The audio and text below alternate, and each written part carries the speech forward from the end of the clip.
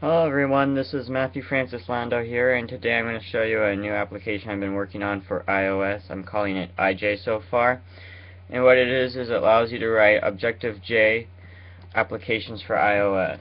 So let me just get started by opening up a sample. Here, let me start by showing you the source code to this.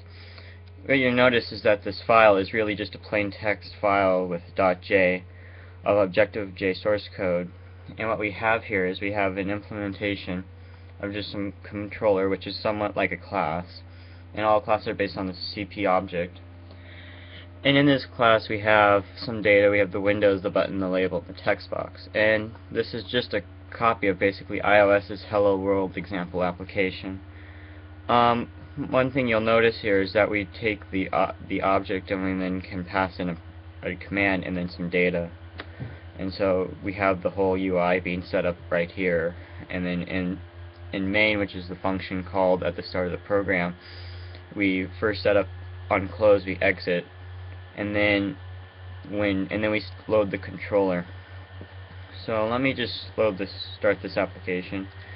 So as this application loads, you'll notice that I'm just a normal user. I'm not root or anything. I don't need to have a special install on my local computer or anything to actually develop eyeJ applications, because it's just running, this code's actually just running on the client side, it's not running on the server. So you see how fast this is, where if we were to launch the normal Hello World, then you can see that this might be a little bit slower. Now this is okay, this is a little sample and I don't have that much written for eyeJ yet, but let me just show you another application that I have. Okay, I've called this lag, and what it basically does is it causes all the applications on the server to have lag, but since eyeJ applications don't run on the server, they're running on the client, there's really no lag. So if I set the lag to like 5 seconds, you'll notice I have the little message thing working. So we can just type lag and no lag, and you see this goes immediately, and this one took 5 seconds. So 5 seconds is a little long, but it could happen, you never know. So let me just show you the code to lag really fast here too. Oh, sorry, I still have the lag running, of course. Let me turn off the lag first. Otherwise I'm going to be running really slow all day. Okay. So here's the file, and I load the server, which has just basically some basic stuff for process, and it has the exit call, so when you close it. IX, which has like the message and all that. We have the event in here, which is the event, so like when I click the button, that's what helps handle it.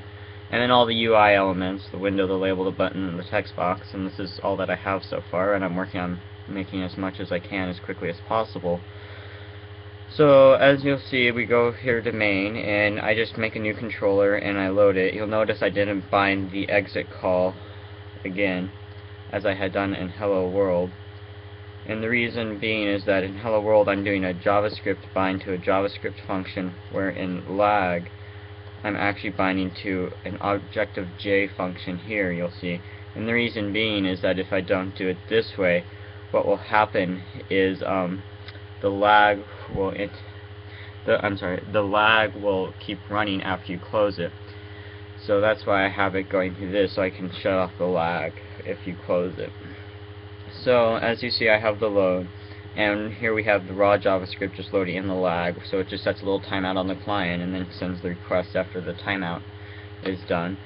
And then we have all the drawings of the UIs here, just like in Hello World. And let me just point out the events really fast in the friend system. So for the button, instead of having to give the event a name or something, I just take the button object, which you see I set up here as just being a button, and then I have to analyze it with button new. Then I just give it some coordinates. The father, instead of giving it a name, I just say, well, here's the window object. You're the child of it. I don't have to give the father a name. I just say, here's the object. The whole system takes care of all the names and stuff. And then I just give it a title. Then the button, I said on click, I want the selector of the click function of this object. And then the friends, we want to make time this, and this is just for efficiency for retrieving it. When the button's clicked, it automatically sends it to the lag. Otherwise, it wouldn't get the data, or it'd take a little bit longer. So this is just for efficiency here. And then here you can see actually in the click lag, instead of having to, and so we get the event E, and we can get all the data we need from this if we wanted. But one thing that's really nice right now is that we can go back to the original object, which you'll notice that we add the friend time, and instead of having to go do some string and say I want time, we can just go back to the object itself here and do time, and then I just turn into a number in JavaScript by simply multiplying by 1. Then I do the set lag up here, which sends the message, and then I give you a little message that's saying, hey, we set the lag for you. And that's pretty much it for that. Also here you can see that I used a raw event, which means when this message is actually sent, we're calling the close. So unlike down here where we have an event of this object, when we don't have to deal with names, up here we're actually dealing with the name of close. So when the close is called, we're calling the close function here. And so this is some sample code, and it's all up on the, these both are up on the sample code site, as well as a few more.